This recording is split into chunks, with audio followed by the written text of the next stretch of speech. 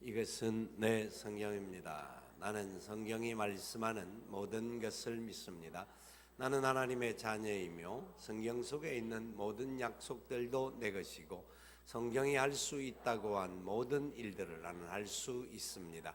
나는 지금 영원 불변한 하나님의 말씀을 받습니다. 내 생각은 깨어 있고 내 마음은 열려 있습니다. 지금 받으려 하는 하나님의 말씀으로 인해 분명히 나는 변할 것이고 성장할 것입니다. 할렐루야. 아멘.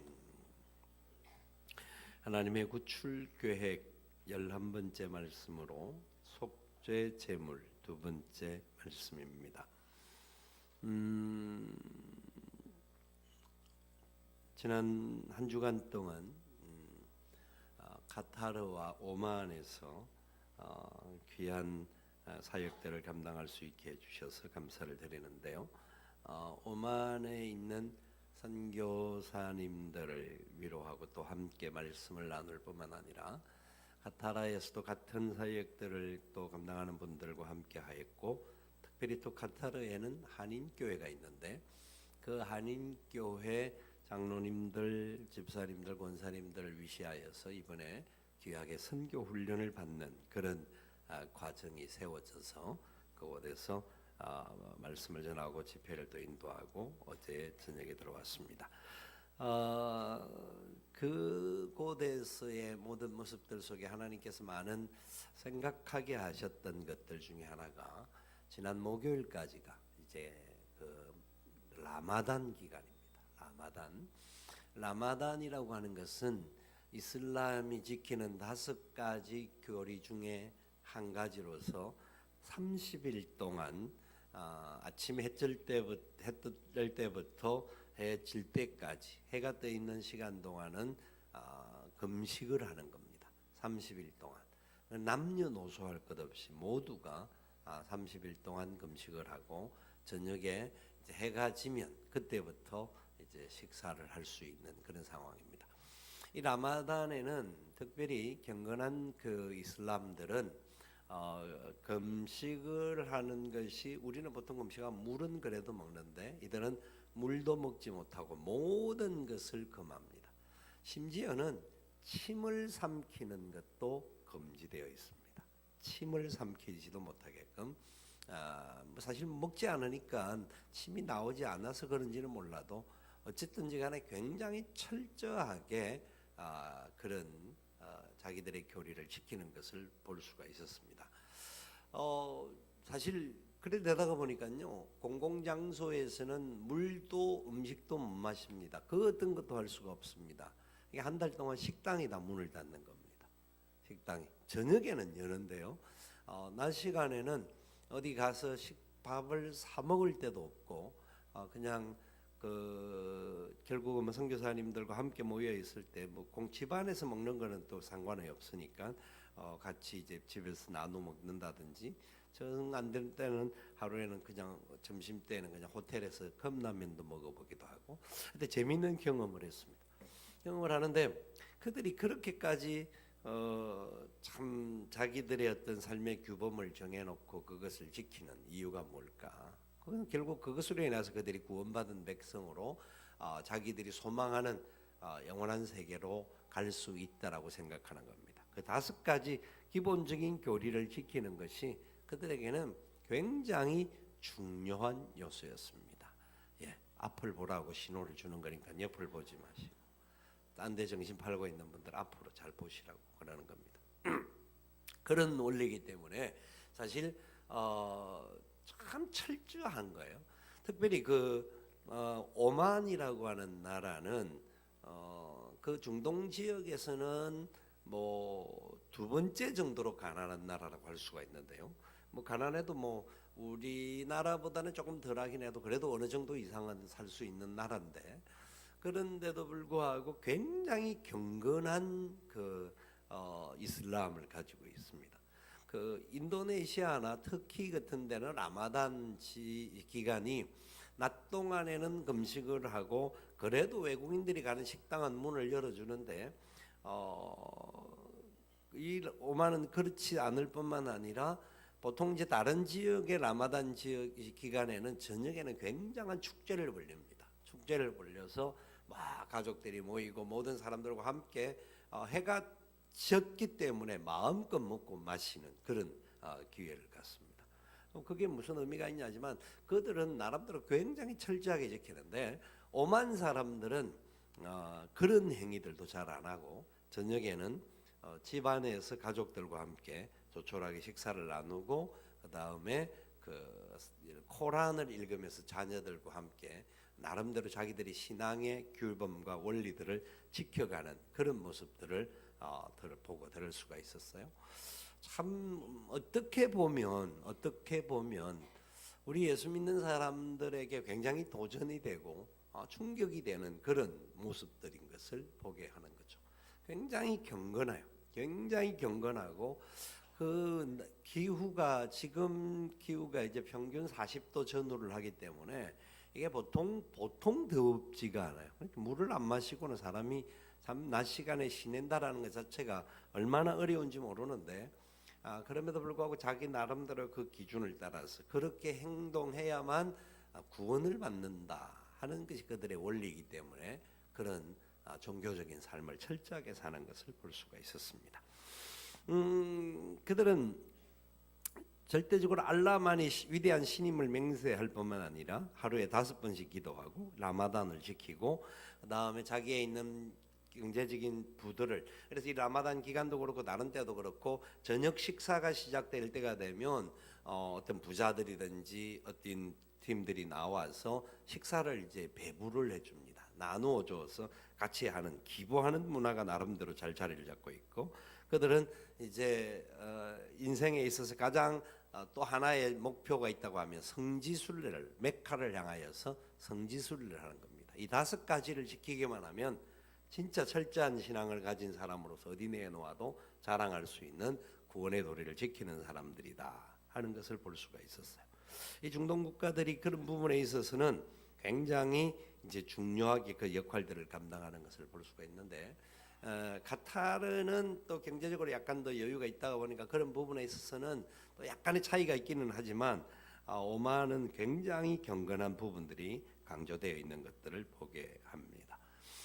자, 그런 모습들을 보면서 우리가 받은 이 구원의 은혜와 또 이 오늘 본문이 말씀하시는 속죄제와 속건제를 드리는 이 제사의 제도들 이런 부분들과 어떤 상호관계가 있을까? 또한 어떤 의미로서 우리는 하나님의 말씀을 받아들이면서 또 그들의 행위들이나 모습들 속에 진짜 우리가 본받아야 할 것이 있을까? 아니면 우리는 어떻게 사는 것이 더 합당할까?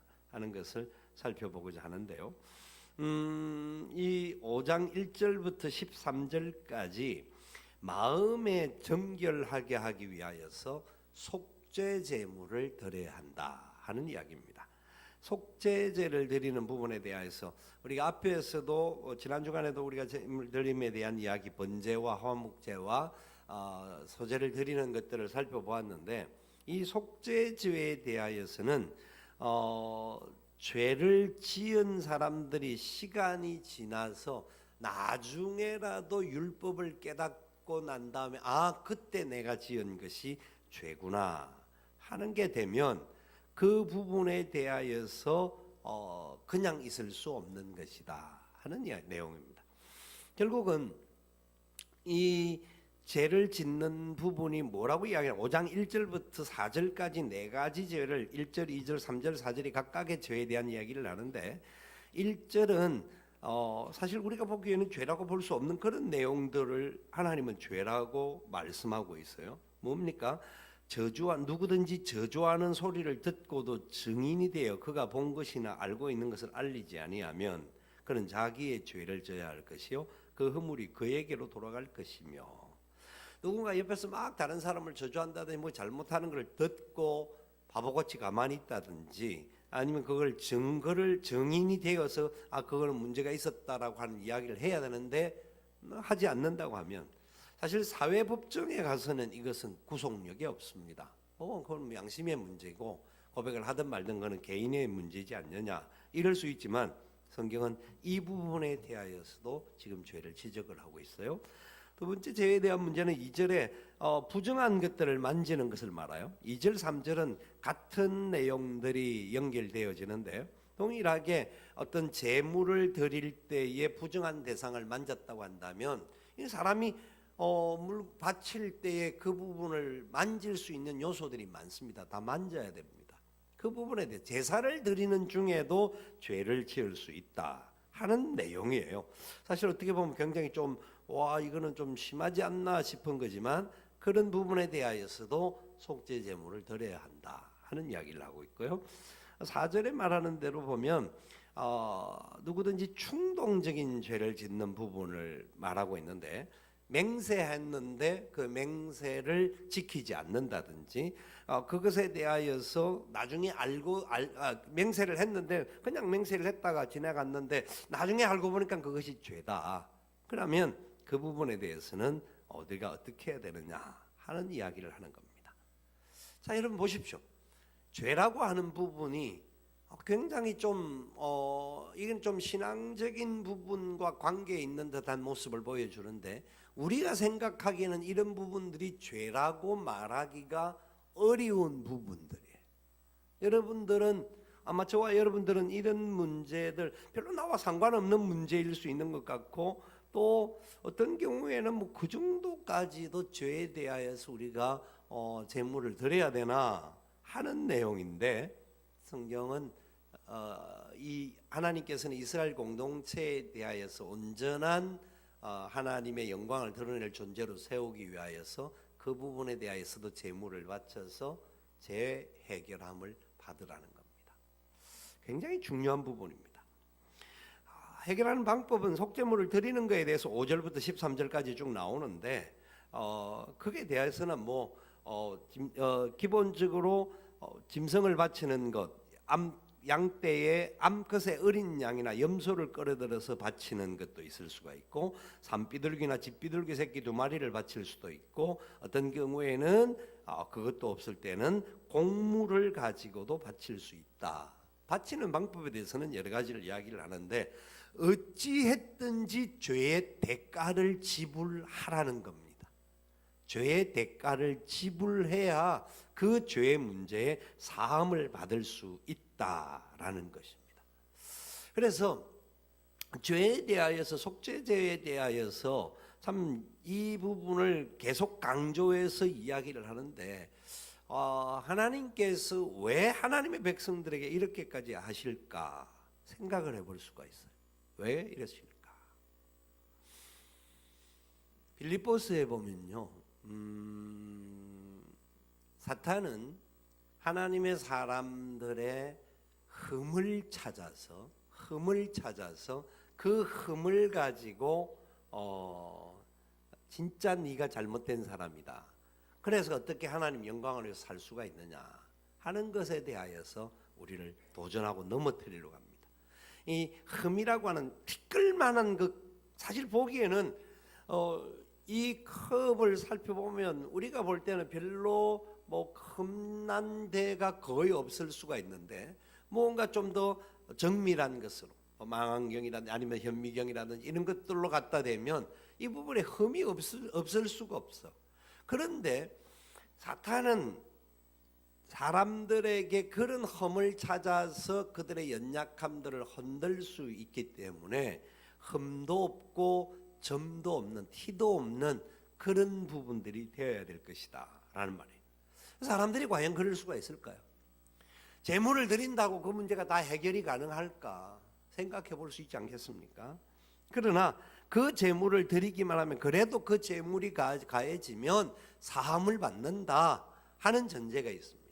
그런데 사함을 받기는 하는데 또 사람이 반복해서 그런 부분이 생겨지는 거예요. 그러니까 끊임없이 사람들 안에는 지금 하나님께서 말씀하신 레위기 5장에서 말하는 이 정도의 문제라고 한다면 진짜 더 많은 문제들에 사람들이 넘어갈 수 있는 그런 부분인 것을 이야기를 해요. 자, 14절부터 19절까지 이 속건제를 드리는 부분에 대한 이야기가 나오는데 속건제를 드리는 것은 다른 말로 하면 양심의 문제가 되어지면 그 문제를 가지고도 하나님 앞에 제물을 드려야 된다. 그래야 용서함을 받을 수 있다 하는 이야기를 해요. 자, 15절 말씀 볼까요? 15절의 말씀에 보니까 누구든지 여호와의 성물에 대하여 부지 중에 범죄하였으면 여호와께 속건제를 드리되 네가 지정한 가치를 따라 성소의 세겔로 몇 세겔 은에 상당한 흠없는 순양을 양떼 중에서 끌어다가 속건제로 드려서 여호와의 성물에 대하여 부지 중에 범죄하였거든 이라고 말하는데 16절 이렇게 말하죠. 성물에 대한 잘못을 보상하되 그것의 5분의 1을 다 20%를 더하여 제사장에게 줄 것이요 제사장은 그 속건제의 순양으로 그를 위하여 속죄한 즉 그가 사함을 얻으리라. 뿐만 아니라 17절 만일 누구든지 여호와의 계명 중 하나를 부지 중에 범하여도 허물이라 벌을 당할 것이니. 여러분 하나님의 계명들에 대하여서 우리가 알고 짓는 경우가 있지만 어떤 경우에는 과거에 이 부분을 살펴보면 성경을 잘 몰라서 그럴 수가 있고 또 과거에 예수 그리스도를 알지 우리가 예를 들면 그렇습니다. 알지 못했을 때 지었던 그런 죄까지도 용서함을 받아야 된다 하는 이야기를 하고 있습니다. 남들에게 어떤 말을 우리가 뭐 이렇게 할 수 있어 나 이렇게 할 거야 라고 어떤 선을까지 말 안 하더라도 어떤 맹세를 했다고 한다면 그런 부분들에 대해서도 분명히 책임을 져야 한다 하는 이야기를 하고 있어요. 여호와의 성물을 잘못 사용한 부분에 대해서 내가 예물을 이만큼 드리겠다 했던 부분들 뿐만 아니라 그 안에서 사용하는 하나님께서 허락하여 주셨던 것들 중에서 우리가 10의 1조가 하나님이 약속 그 명령의 부분에 대해서 내가 나름대로 판단하고 기준하는 그런 부분들조차도 그렇다라는 겁니다. 하나님의 계명을 어기는 모든 부분들은 마찬가지고요. 그런데 이것은 현재의 문제만이 아니라 과거의 문제까지도 연결이 되는 거예요.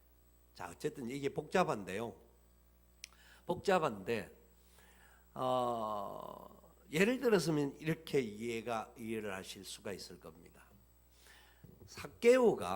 삭개오가 하나님 앞에 나오게 됩니다. 예수님을 만나게 됩니다.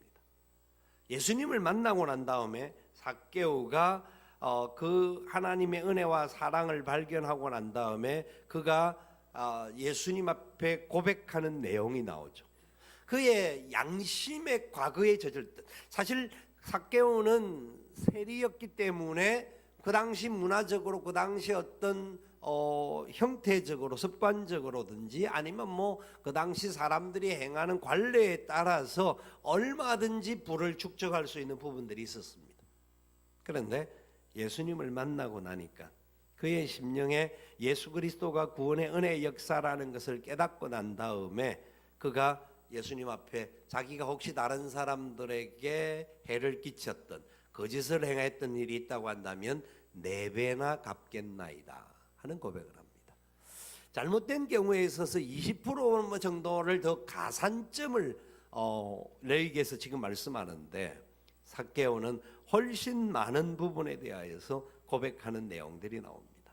뿐만 아니라 우리가 잘 아는 분도 있을 텐데 어거스티나라는 분을 알고 있을 겁니다. 어거스틴은 참회록이라고 하는 자기가 지었던 과거의 모든 죄까지도 하나님 앞에 고백했던 내용이 참회록이라는 책인데 그 참회록에서 자기가 부지 중에 저질렀던 죄에 대한 고백들을 합니다. 부지 중에 저질렀던 고백 중에 하나가 갓난 아이일 때 자기가 그 기억이 났든지 아마 기도하는 중에 성령께서 깨닫게 해주셔서 그렇겠지만요. 우리는 사실 기억조차도 없는 그런 죄가 죄일 수 있습니다. 그런데 그걸 깨닫고 난 다음에 어머니의 젖꼭지를 깨물어서 아프게 했던 죄까지도 고백하는 부분이 나옵니다.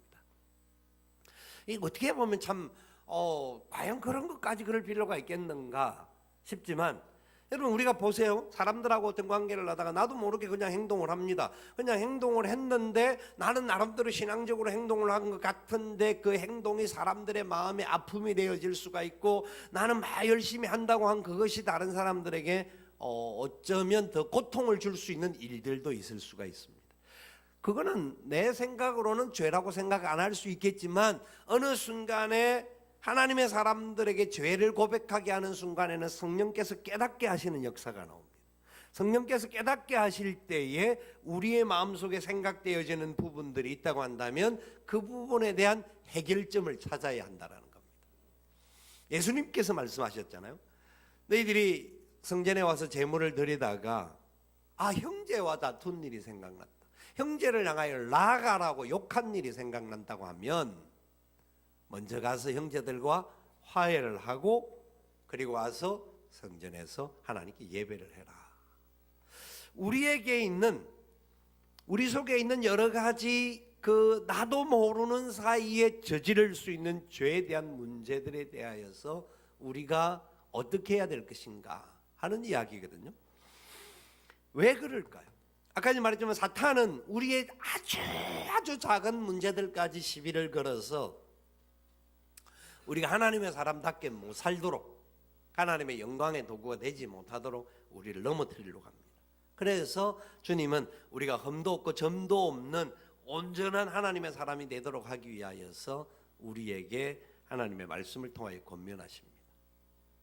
예수님께서 십자가에 못 박히실 때에 바로 그 전날 밤에 게세마네 동산에서 기도를 합니다. 그죠? 기도하실 때 뭐라고 기도하셨죠? 하나님 아버지, 할 수만 있으면 이 잔을 내게서 물리쳐 달라고 기도합니다. 여러분 생각을 해보십시오. 제가 그 부분에 대한 이야기를 몇 번 했는데요. 왜 예수님께서 십자가에 못 박히시기 전날 밤에 이 잔을 내게서 물리쳐 달라고 하십니까? 왜 그러십니까? 예수님은 십자가에 죽으실 것을 모르고 오셨나요? 아니에요. 그분은 하나님이시기 때문에 당신의 십자가의 죽으심이 정해진 길이고 그 길을 가지 않으면 다른 사람, 모든 인류를 구원할 수 없다는 것을 알기 때문에 마땅히 그 길을 가야 하셨던 분입니다. 그런데 예수님께서 십자가에 달리시기 전에 왜 그러면 이 잔을 물리쳐 달라고 기도하셨을까요? 죄는요, 하나님께 가까이 갈 수 없게 만드는 겁니다. 죄는 하나님과 단절되는 삶으로 들어가는 겁니다. 예수님이 십자가에 못 박히신다는 것은 우리를 대신하는 죄인이 되는 것인데요, 우리를 대신하여 죄인이 된다라고 하는 것은 하나님이신 예수님께서 하나님과 단절되어지는 것을 말씀합니다. 제 죄 가운데 있다라는 것은 하나님의 은혜의 역사들을 제대로 우리 속에 이루지 못한다라는 겁니다. 여러분, 우리가 교회를 열심히 다니고 신앙생활을 열심히 하는 것 같은데 교회에서 시간이 가면 갈수록 우리의 삶이 하나님 앞에서 순전해지는 모습이 아니라 무감각해지는 모습이 될 때가 많습니다. 신앙생활을 하는데 내게 베풀어 주신 하나님의 은혜와 사랑의 그 구속의 역사에 붙들려서 감사하고 감격하는 삶이 세월이 지나가면서 무감각해지는, 그냥 그저 그렇게. 여러분, 그런 과정 속에서 다른 사람들과의 관계들을 이루어갈 때에 하나님의 공동체가 어쩌면 나로 말미암아 문제가 생겨질 수 있는 요지들이 많습니다. 교회 안에서 신앙생활을 누구보다도 열심히 한다고 하는 사람들의 모습들이 오히려 사람들에게 문제거리가 되어질 수 있는 요지들도 있다라는 겁니다. 그럴 때에 우리는 어떻게 해야 되느냐? 주님이 십자가에 못 박히셨던 문제가 바로 그 밤에, 그렇게 못 박히기 전날 밤에 간절하게 기도했던 이유가 죄에 대한 민감성과 위기감을 우리가 온전히 알아야 됨을 가르쳐 줍니다. 당신이 그 길을 가는 것은 당연한 일이었지요. 당연한 일이었지만 하나님으로부터 버림을 받고 하나님과의 함께하지 못하는 죄인이 되는 부분들은 얼마나 큰 아픔인지를 우리에게 깨우쳐 주시는 겁니다. 우리는 진짜 우리의 삶의 자리 속에서 하나님과 교통하고 하나님 주신 은혜 앞에 기쁨으로 나가고 있는지, 예배의 자리에 나와 있지만 그냥 형식적으로 앉았다가 가는 모습들이 우리 가운데는 너무나 많다라는 것을 우리는 부인할 수가 없습니다. 인간이기 때문에 육체의 연약함들이 있을 수가 있고 연약함들 속에서 졸 수도 있는 겁니다. 그거는 당연한 겁니다. 지금 그 중동 시간으로 하면 지금은 이제 12시가 넘었으니까 1시 가까이 가니까 카타르 시간 아침 7시입니다. 저는 이 시차들로 인하여서 사람이 뭐 앉았기만 하면 이게 밤을 지샌 시간들이 되기 때문에 졸릴 수밖에 없는 것이 사람이죠. 인간의 연약함입니다. 우리가 그런 부분들은 얼마든지 있을 수 있지만 습관적으로 하나님 앞에 나올 때마다 우리가 만약에 예배 시간에 존다고 한다면 이건 엄청난 내 자신의 영적인 고장난 사실임을 우리는 알아야 합니다. 그것은 얼마나 중요한 일인지 모릅니다. 하나님 앞에 우리가 범죄하는 것이 이게 영적인 부분에 대한 문제들까지 예물을 드리면서도 범죄한 그것이 부정한 것들을 만지는 케이스가 되어진다라는 것을 이야기를 해요. 그러니까 그런 부분, 우리가 하나님 앞에 나서 예배를 하지만 예배하는 이 자체 속에서 하나님 앞에 부정적인 모습들이 있을 수 있다라는 것을 전제하고 있습니다. 그렇기 때문에 그만큼 우리의 죄가 너무나 많은 부분의 죄와 연결이 되는 것이 있는데 그런 상황에 대하여서 예수님께서는 너무너무 안타까우신 거죠. 그래서 우리가 하나님과의 온전한 관계, 더 풍성한 하나님의 영광을 경험하고 그 기뻐하는 관계에 들어가기 위해서는 죄에 대하여 민감성을 가지고 죄의 속죄함을 받아야 됨을 말씀합니다. 여러분, 라마단을 지키고 굉장히 율법적으로 철저한 이슬람이 구원을 받을까요? 그렇지 않습니다. 바리새인들이나 마찬가지입니다. 자기들의 행위 옳고 자기들이 아주 다른 사람보다 잘한다라고 큰 소리 친다고 할지라도 그것 가지고 구원을 받을 수가 없습니다. 우리의 구원은 피 흘림이 없이는 사함이 없습니다. 예수 그리스도의 대속의 죽음이 그래서 필요했던 겁니다. 왜냐하면 짐승의 피는 한순간의 죄는 용서할 수 있을지는 몰라도 하나님이 그 법을 정해놓았으니까 우리가 온전하게 계속하여 예물을 드리고 하나님 앞에 나가야 하는데 그렇지 못할 수도 있다는 겁니다. 제물을 드리는 중에도 죄를 범할 수 있는 것이 우리 가운데 있다는 겁니다. 그러니까 끊임없이 우리의 발목을 잡고 우리를 힘들게 하는 죄의 문제가 있을 수가 있는데 이 모든 죄의 문제의 해결이 예수 그리스도의 보혈만이 가능하다라는 거예요. 왜 그러면 하필이면 예수님의 보혈만이 가능하느냐? 제가 수없이 말씀을 드렸지만 다시 정리해 봅니다. 만약의 경우에 말입니다. 다른 사람들 중에서 좀 더 괜찮은 사람이 있다고 한다면 그 사람이 사람들의 죄를 용서해 줄 수 있을까요? 없습니다. 왜냐하면 모든 인생은 죄를 범한 겁니다. 모든 죄의 삭은 사망입니다. 그 모두는 사망의 길을 갈 수밖에 없습니다. 그 사망의 자리에 자기도 빠져가는 사람이 어떻게 다른 사람을 건져낼 수가 있습니까? 그것은 가능하지 못한 일입니다. 만약의 경우에 사람 중에 죄 없는 사람이 있다고 생각을 해보십시오. 그럼 그 사람이 다른 사람을 용서할 수 있을까요? 가치가 되지 못한다라고 말씀을 드렸습니다. 그 사람은 죄가 없을지는 몰라도 그 사람이 가진 가치 자체가 다른 사람 한 사람을 구원할 수 있을지는 몰라도 이도 만약이거든요. 그가 만약에 죄가 없다고 하면 전제하에서 그런 건데 없는 사실이지만 그렇다고 한다고 할지라도 한 사람을 구원할 수 있을지 모르지만 모든 인류를 구원할 수는 없습니다. 인류를 구원할 수 있는 유일한 길은 하나님이신 예수 그리스도의 보혈이 아니고는 불가능한 일입니다. 여러분, 그래서 예수님이 인간의 몸으로 오신 겁니다. 그래서 예수님이 십자가에 달리신 겁니다. 그런데 십자가에 달리시기 전날 밤과 십자가에 달리시는 순간에 주님은 얼마나 절규하셨는지 모릅니다. 죄 때문에 하나님께 버림을 받는 대표적인 모습을 예수님이 겟세마네 동산과 십자가에서 보여주셨던 겁니다. 우리가 저질렀던 모든 죄들이 바로 그 결과라는 것을 보여주시면서 그분으로 말미암아 우리가 용서함을 받아야 됨을 가르쳐 주시는 겁니다. 그래서 히브리서 13장에는 속죄 제물에 대신 예수님에 대해서 말씀을 하는데 히브리 13장 11절 12절에 이렇게 말합니다. 이는 죄를 위한 짐승의 피는 대제사장이 가지고 성소에 들어가고 그 육체는 영문 밖에서 불사람이라. 그러므로 예수도 자기 피로서 백성을 거룩하게 하려고 성문 밖에서 고난을 받으셨느니라. 아멘.